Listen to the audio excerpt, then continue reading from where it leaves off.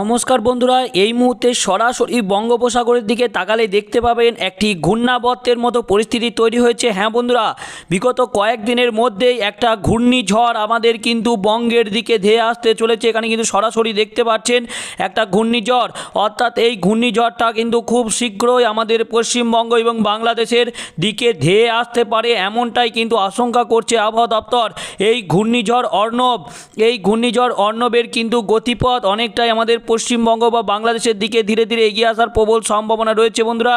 ইতিমধ্যে কিন্তু এটা তৈরি হতে শুরু করেছে, অর্থাৎ পরের সপ্তাহে মঙ্গলবার 12 তারিখ, অর্থাৎ এই মাসের 12 তারিখে কিন্তু এই ঘূর্ণিঝড়টা খুব সম্ভবত পশ্চিমবঙ্গ এবং বাংলাদেশের দিকে ধেয়ে আসতে পারে, এমনটাই কিন্তু আশঙ্কা করছে আবহাওয়া দপ্তর।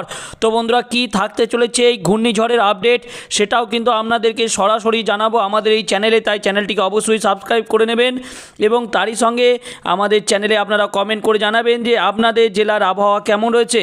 তো বন্ধুরা আসুন, আজ কিন্তু শুক্রবার পশ্চিমবঙ্গ এবং বাংলাদেশের আবহাওয়াটা এক নজরে দেখে নেব। আজকে সকাল থেকেই আবহাওয়া কেমন থাকতে চলেছে, অর্থাৎ শুক্রবার সকাল থেকে যেটা আমরা লক্ষ্য করতে পারছি, দেখুন দক্ষিণবঙ্গে কিন্তু অধিকাংশ জেলাতেই মেঘলা আবহাওয়া বিরাজ করবে, অর্থাৎ সকাল থেকে কিন্তু রোদ ঝলমলে আকাশ লক্ষ্য করার যে সম্ভাবনা খুবই কম।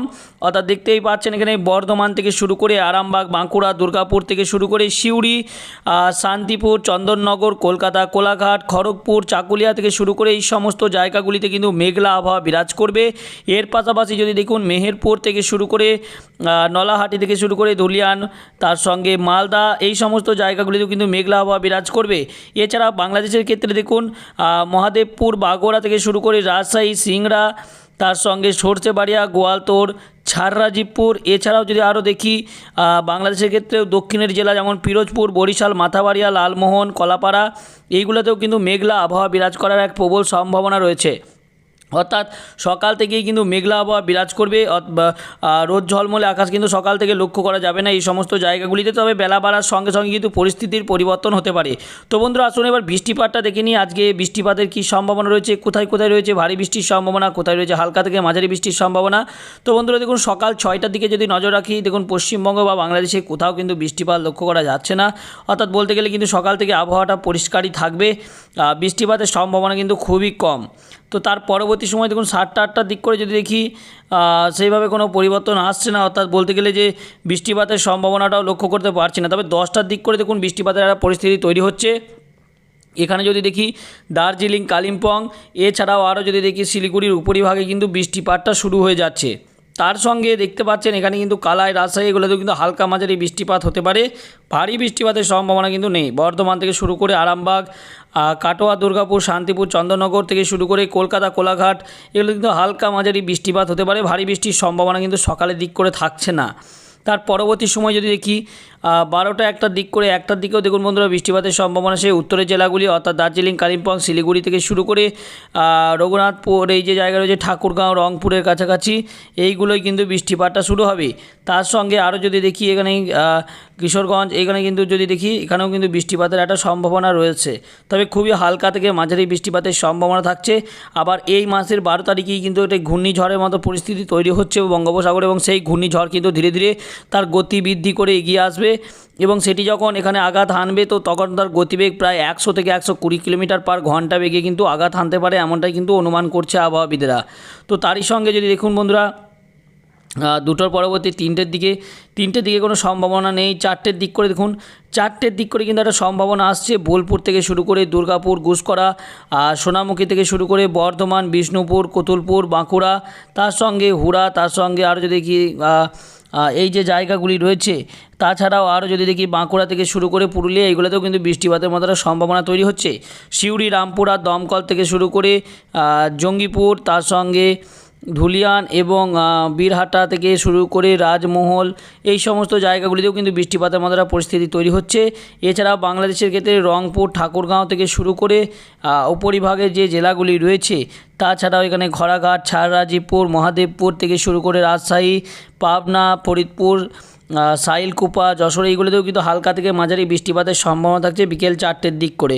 তার পরবর্তী সময় কী রয়েছে পরিস্থিতি, 5টা 6টার দিক করে, 6টার দিক করে কোনো পরিবর্তন নেই, 7টার দিক করে দেখুন একটা বিরাট পরিবর্তন আসছে এবং এই পরিবর্তনে কিন্তু বৃষ্টিপাতের সম্ভাবনা বর্ধমান থেকে শুরু করে কতুলপুর, আরামবাগ, চন্দ্রকোনা থেকে শুরু করে গোয়ালতোড়, বার্লিচক, তার সঙ্গে এখানে যদি উলুবেড়িয়া থেকে শুরু করে তমলুক, এছাড়াও যদি আমরা দেখি খড়গপুর, ঝাড়গ্রাম থেকে শুরু করে বেলডা, অর্থাৎ বলতে গেলে দক্ষিণবঙ্গের দেখুন অধিকাংশ জেলাতেই কিন্তু বৃষ্টিপাতের মতো একটা পরিস্থিতি তৈরি হচ্ছে।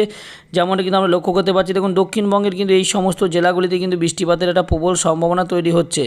অর্থাৎ দক্ষিণে যে জেলাগুলি রয়েছে সেখানে কিন্তু বৃষ্টিপাতটা বাড়বে এবং এর পাশাপাশি বাংলাদেশের ক্ষেত্রেও দেখুন বৃষ্টিপাতটা যদি আমরা দেখি সাইলকুপা থেকে শুরু করে মেহেরপুর, তার সঙ্গে ফরিদপুর, নগরপুর থেকে শুরু করে পাবনা, এই সমস্ত জায়গাগুলি ছাড়াও সিংড়া, রাজশাহী, সিরাজগঞ্জ, মহাদেবপুর, বাগুড়া, সরষেবাড়িয়া এইগুলোতেও কিন্তু বৃষ্টিপাতের সম্ভাবনা তৈরি হচ্ছে। তো বলতে গেলে কিন্তু দক্ষিণবঙ্গের প্রায় অধিকাংশ জেলাতেই বৃষ্টিপাতের সম্ভাবনা থাকছে সন্ধ্যের দিক করে এবং তার পাশাপাশি বাংলাদেশেও কিন্তু বৃষ্টিপাতের সম্ভাবনা থাকছে সন্ধ্যের দিক করে। তো তার পরবর্তী সময় যদি দেখি 8টা 9টার দিকে কী রয়েছে পরিস্থিতি, 9টার দিক করে যদি দেখি 10টার দিকে দেখুন পরিবর্তন একটা আসছে। 10টার দিকে দেখুন বাংলাদেশের কিন্তু বৃষ্টিপাতটা ধীরে ধীরে সরে যাচ্ছে। ঢাকা থেকে শুরু করে মহাদেবপুর, ফরিদগঞ্জ থেকে মাথিরহাট, বরিশাল, পিরোজপুর, খুলনা, লোহাগড়া, ফরিদপুর থেকে নগরপুর, কাপাসিয়া এগুলোতেও কিন্তু বৃষ্টিপাতের মতো একটা পরিস্থিতি তৈরি হচ্ছে। তবে ভারী বৃষ্টিপাতের সম্ভাবনা কিন্তু এগুলোই থাকবে না, হালকা থেকে মাঝারি বৃষ্টিপাতই হবে এমনটাই কিন্তু লক্ষ্য করা যাচ্ছে। তো তার পরবর্তী সময় যদি দেখি বন্ধুরা দেখুন 12টার দিক করে একটা দিক করে কোনো পরিবর্তন আসছে কিনা, একটা দিক করে কিন্তু দেখতে পাচ্ছেন যে আবার কিন্তু আবহাওয়াটা অনেকটাই পরিষ্কার হয়ে যাবে। কিন্তু তারই সঙ্গে দেখতে পাচ্ছেন বঙ্গোপসাগরে কিন্তু একটা ঘূর্ণিঝড়ের মতো পরিস্থিতি কিন্তু বন্ধুরা তৈরি হবে ধীরে ধীরে এবং এই ঘূর্ণিঝড়টি কিন্তু যেটা লক্ষ্য করতে পারছি 12 তারিখে, অর্থাৎ 12 তারিখে কিন্তু প্রবল গতিতে আঘাত হানতে পারে এমনটাই কিন্তু অনুমান করা হচ্ছে এবং এই গতি বাড়িয়ে কিন্তু গতিপথ পরিবর্তন করে ধীরে ধীরে পশ্চিমবঙ্গ বা বাংলাদেশের দিকে এগিয়ে আসতে পারে এমনটাই কিন্তু অনুমান করা হচ্ছে। তো সেই মতো কিন্তু আপনাদেরকে অবশ্যই আমরা আপডেটগুলো দেবো, তার জন্য অবশ্যই চ্যানেলটিকে সাবস্ক্রাইব করে রাখবেন, তাতে করে আপনারা এই যে ঘূর্ণিঝড় সম্পর্কে যে কোনো তথ্যগুলো বা আপডেটগুলো আপনারা সরাসরি পেয়ে যেতে পারেন। তবে একবার যদি দেখে নিই যে গরম কেমন অনুভূত হতে পারে, যেমন শুক্রবার, আজকে শুক্রবার 8 তারিখে কতটা গরম অনুভূত হওয়ার সম্ভাবনা রয়েছে। যে টাইমটা সবথেকে বেশি গরম অনুভূত হয় দুপুর 1টা 2টো, তো দুপুর 1টার দিক করে যদি আমরা গরমটা একবার দেখে নিই, দেখুন গরম আজকে মোটামুটি কিন্তু যা লক্ষ্য করতে পারছি প্রায় দেখুন এখানে যদি আমরা দেখিয়ে দিই যে 34 ডিগ্রি এবং কোথায় কোথায় রয়েছে সেটা যদি আমরা দেখি, দেখুন বোলপুরের কাছাকাছি মানে বীরভূম জেলায় কিন্তু দেখতে পাচ্ছেন 32 ডিগ্রি থাকছে, তার সঙ্গে নলাহাটি 32 ডিগ্রি, তাছাড়াও যেমন এখানে যদি দেখি বর্ধমান থাকছে 32 ডিগ্রি, শান্তিপুর থাকছে 32 ডিগ্রি এবং সেভাবে কিন্তু কমছে বা বাড়ছে এমনটা নয়। অর্থাৎ বাংলাদেশের ক্ষেত্রে কিন্তু পশ্চিমবঙ্গের প্রায় অধিকাংশ জেলাতেই 32 ডিগ্রি এবং 31 ডিগ্রি তাপমাত্রা থাকবে। একমাত্র উত্তরের দিকে তাপমাত্রাটা তুলনামূলক কম হবে, সেটা কিন্তু বাংলাদেশের ক্ষেত্রেও কিন্তু একই হবে। অর্থাৎ গরম ভীষণ রোদের তাপ হবে এমনটা নয়, তবে ভ্যাপসা অস্বস্তিকরজনিত গরমটা কিন্তু থাকবে এবং এই ভ্যাপসা অস্বস্তিকর গরমে কিন্তু মানুষের গরমে কিন্তু নাজেহাল অবস্থা হওয়ার সম্ভাবনাটা থাকছে। তো আবারও কিন্তু বৃষ্টিপাত সন্ধ্যের দিক করে শুরু হবে এবং বৃষ্টিপাতটা চলবে কিন্তু আগামী কয়েকদিন এবং তারই সঙ্গে কিন্তু এটি ঘূর্ণাবর্ত যেটা তৈরি হয়েছে সেটাও কিন্তু ধীরে ধীরে এগিয়ে আসবে পশ্চিমবঙ্গ বা বাংলাদেশের দিকে।